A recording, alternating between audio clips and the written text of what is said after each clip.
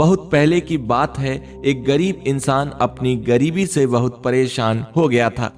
अपनी गरीबी के कारण उसका अपने परिवार का पालन पोषण करना बहुत ही कठिन हो चुका था।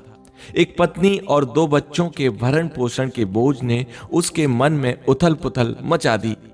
इसी उथल पुथल के चलते उसने घर छोड़कर भाग जाने का निर्णय लिया और एक रात वह चुपचाप अपना घर परिवार छोड़कर चला गया। वह रात में बिना किसी मंजिल को निर्धारित किए चला जा रहा था। जब वह एक नदी किनारे पहुंचा तो उसने देखा कि वहां भगवान बुद्ध अपने शिष्य के साथ डेरा डाले हुए हैं। यह देख उसने निर्णय लिया कि वह सन्यासी हो जाएगा और भगवान बुद्ध का शिष्य बनकर उनके साथ ही विचरण करेगा। यह निर्णय लेकर वह भगवान बुद्ध के डेरे में जाकर उनके चरणों में गिर गया और उनसे विनती करने लगा कि वह उसे अपना शिष्य बनाकर अपने साथ ही रख लें। भगवान बुद्ध ने उस गरीब इंसान पर कृपा करके उसे अपना शिष्य बना लिया।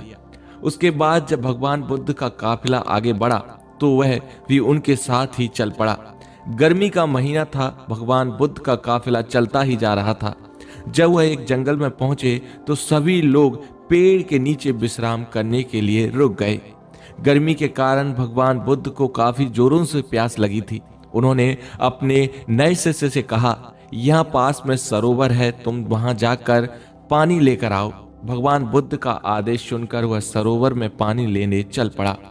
जब वह सरोवर के पास पहुंचा तो उसने देखा कि कुछ जंगली जानवर सरोवर में ऊधम मचा रहे हैं।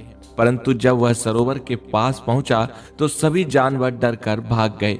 उस शिष्य ने सरोवर के पास जाकर देखा कि सरोवर का पानी जानवरों के ऊधम मचाने के कारण काफी गंदा हो चुका था। सरोवर का कीचड़ और सड़े गले पत्ते बाहर उभर कर आ गए थे। इतना गंदा पानी देखकर वह बिना पानी लिए ही वापस चला गया और आकर भगवान बुद्ध से बोला, भगवान उस सरोवर में तो बहुत गंदा पानी था, उसे तो पिया ही नहीं जा सकता। शिष्य की बात सुनकर भगवान बुद्ध कुछ देर तक कुछ नहीं बोले। फिर उससे कहा, जाओ जाकर उसी सरोवर से फिर से पानी लेकर आओ। भगवान बुद्ध का आदेश सुनकर वह शिष्य पानी लेने चल पड़ा, परंतु मन में यही सोचता रहा कि भगवान बुद्ध इतने गंदे पानी को कैसे पिएंगे।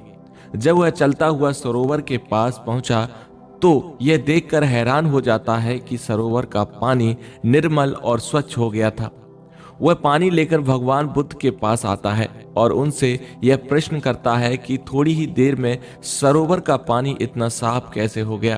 तब भगवान बुद्ध ने उसे समझाते हुए कहा, जब जानवर पानी में ऊधम मचा रहे थे तब उसका कीचड़ उभर आया था, परंतु कुछ देर शांत रहने पर कीचड़ वापस नीचे बैठ गया और पानी फिर से निर्मल और स्वच्छ हो गया। इसी प्रकार हमारे मन की भी स्थिति होती है।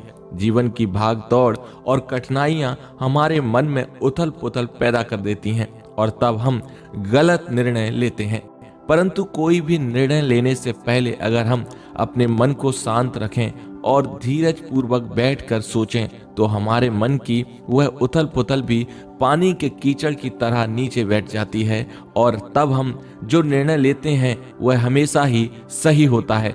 इसलिए बुरे समय में इंसान को कभी भी धीरज नहीं खोना चाहिए। भगवान बुद्ध का यह उपदेश सुनकर उसकी समझ में आ जाता है और वह शांति से बैठकर सोचता है तो उसे यह आभास होता है कि उसने घर छोड़कर गलत फैसला लिया है और वह भगवान बुद्ध से आज्ञा लेकर अपने घर वापस चला जाता है। तो दोस्तों, आपको यह मोटिवेशनल स्टोरी कैसी लगी कमेंट करके अपना विचार जरूर बताएं।